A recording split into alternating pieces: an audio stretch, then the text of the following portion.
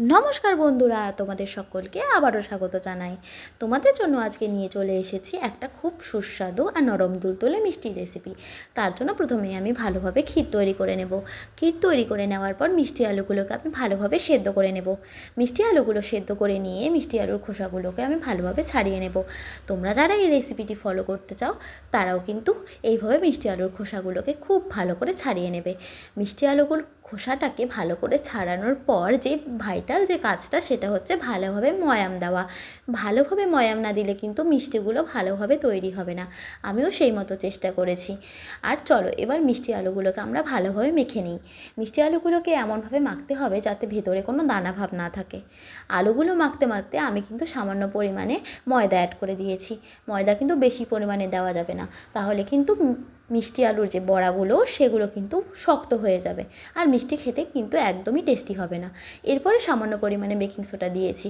Baking soda দিলে মিষ্টিগুলো ভালোভাবে ফুলে ওঠে। এরপর সেই মিশ্রণ দিয়ে আমি ভালোভাবে গোল গোল করে লেচি কেটে নেব। গোল গোল করে লেচি কেটে নিয়ে আগে থেকে তৈরি করা পুর আমি মিষ্টির মধ্যে ভরে নেব। এবার তোমরা কিন্তু তোমাদের পছন্দ মতো শেপ দিতে পারো।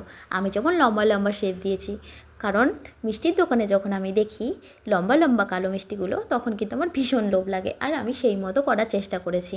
এবার তোমরা একটু কমেন্টে জানিও তো যে কারা কারা তোমরা মিষ্টি খেতে পছন্দ করো। আমার কিন্তু মিষ্টি খেতে ভীষণ ভালো লাগে। তোমাদের কার কার ভালো লাগে মিষ্টি খেতে? চলো এবার এই পুরগুলো আমি ভালোভাবে ভরে নিই। সবগুলো পুর ভরে নিয়ে একবারে আমি ভাজতে বসবো। সবগুলো যদি ভালোভাবে না করে নিই তাহলে কিন্তু ভীষণ অসুবিধা হবে। আর তোমরাও আমার মতোই ফলো করো, তাহলে দেখো তোমাদের কাজেরও খুব সুবিধা হবে।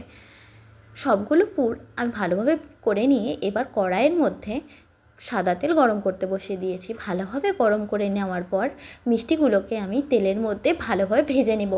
এত ভালোভাবে ভাজতে হবে যাতে উপরটা দেখতে একদম ব্রাউন বা লাল লাল রঙের হয়।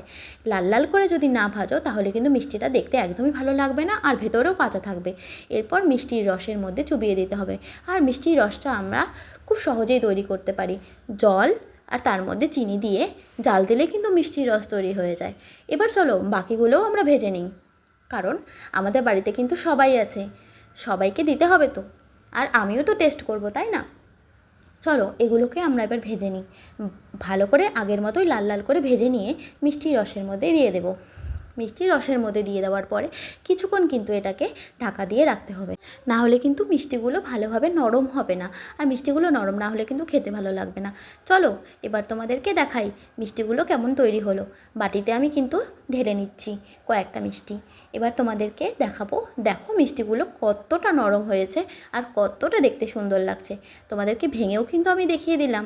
একদম নরম তুলতুলে সুস্বাদু মিষ্টি রেসিপি। আজকের মতো টাটা।